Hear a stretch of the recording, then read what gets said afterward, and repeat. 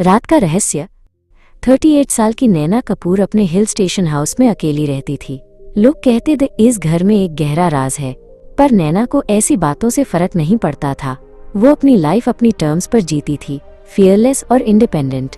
उसकी शाम अक्सर म्यूजिक के साथ गुजरती थी। एक रात जब तूफानी बारिश हो रही थी, उसने एक आवाज सुनी, एक फ्लर्टी विस्पर, जैसे कोई उसके कान में कह रहा हो, तुम अकेली नहीं हो। नैना ने पलट कर देखा, पर वहां कोई नहीं था। हवा में एक अजीब सी महक थी। उसने सोचा शायद ये बस उसकी इमेजिनेशन है।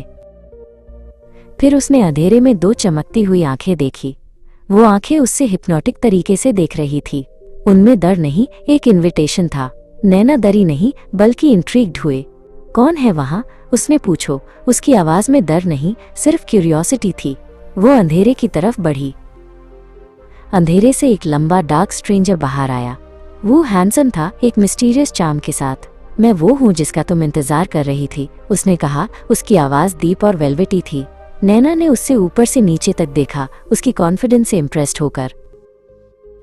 इंतजार? मुझे तो पता भी नहीं था कि मैं किसी का इंतजार कर रही हूँ, नैना ने फ्लर्टी स्माइल के साथ जवाब दिया। पर अब जब तुम ही गए हो तो बताओ, क्या खास बात है तुम में? उनके बीच एक अनजान सी टेंशन थी, एक इलेक्ट्रिक चार्ज। स्ट्रेंजर मुस्कुराया। मैं तुम्हें छू सकता हूँ, बिना छुए। अचानक नैना ने अपने बालों में एक टच फील किया, जैसे किसी ने उसके बालों को सहलाया हो, पर वो स्ट्रेंजर तो दूर खड़ा था।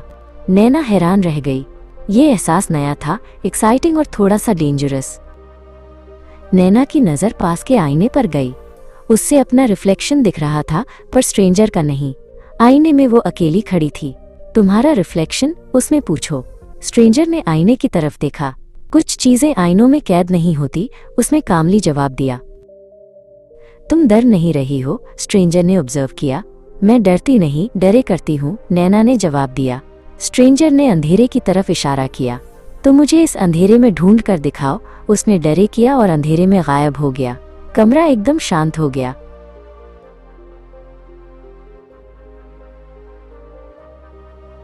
नैना अंधेरे में उससे ढूंढने लगी। अचानक उससे अपने होठों पर एक किस फील हुआ, एक सॉफ्ट इनविजिबल किस जो उसके अंदर एक आग लगा गया। ये एहसास इतना रियल था कि उसने अपनी आंखें बैंड कर ली। ये क्या था? उसने फुसकर। हवा में एक हल्की सी हंसी गूंजी।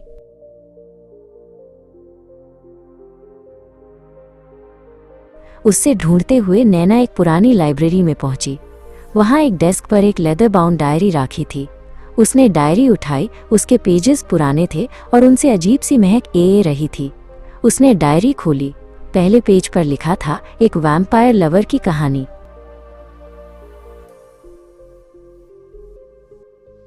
हाँ, मैं एक वैम्पायर हूँ, स्ट्रेंजर की आवाज पीछे से आई।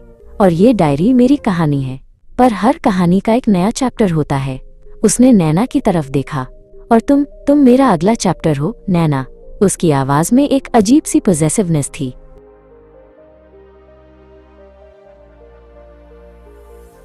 अचानक बाहर बिजली कड़की और तूफान तेज हो गया। घर के सारे दरवाजे और खिड़कियां जोर से बैंड हो गए। लाइट्स फ्लिकर करके बैंड हो गई। लगता है तूफान हमें अकेला छोड़ना चाहता है, स्ट्रेंजर ने कहा। अफ्लैट वो दोनों अस अंधेरे घर में अकेले द तूफान के साथ।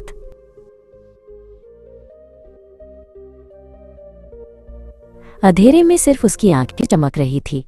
वो नैना के पास आया। तो बताओ नैना, उसने उसके कान में विस्पर किया। मैं तुम्हें बाइट करूं या किस करूं? सवाल सिंपल था, पर उसके पीछे एक पूरी जिंदगी का डिसीजन छुपा था। हवा में एंटिसिपेशन बढ़ गई।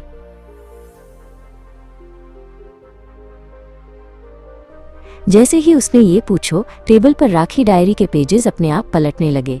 हवा से पेजेस तेजी से पलट रहे थे, जैसे कोई उन्हें पढ़ रहा हो। वो एक खाली पेज पर आकर रुक गए, जैसे कह रहे हो कि अब नई कहानी लिखने का वक्त गया है।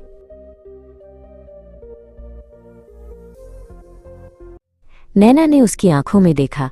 उसने कोई जवाब नहीं दिया, बस उसके करीब गई। उनके बीच की दूरी कम हो गई। वो उससे किस करने ही वाला था, उनके होठ बस मिलने ही वाले थे। दोनों ने अपनी आंखें बैंड कर ली, यूएस मोमेंट को फील करने के लिए।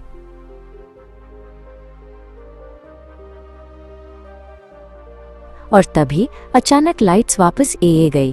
पूरा कमरा रोशनी से भर गया। नैना ने अपनी आंखें खोली, पर वो वहां नहीं था। स्ट्रेंजर गायब हो चुका था, जैसे वो कभी था ही नहीं। नैना अकेली खड़ी थी, हैरान और थोड़ी सी डिसअपॉइंटेड। रोशनी ने जैसे जादू तोड़ दिया था।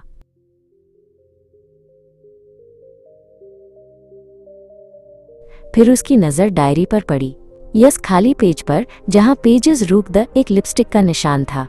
वही रेड लिपस्टिक जो नैना ने लगाई थी। ये एक प्रॉमिस था, एक निशानी कि वो वापस आएगा। ये सब एक सपना नहीं था, वो रियल था और उनकी कहानी अभी शुरू हुई थी।